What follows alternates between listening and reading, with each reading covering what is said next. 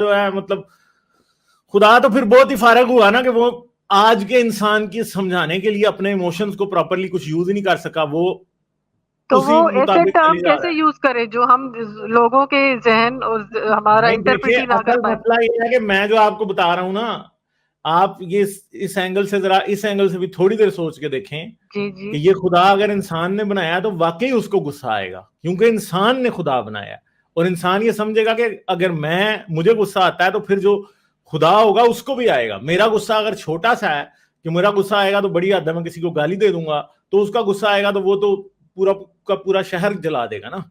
ٹھیک ہے, تو انسان پھر یہ سمجھتا ہے نا انسان نے خدا بنایا اصل میں.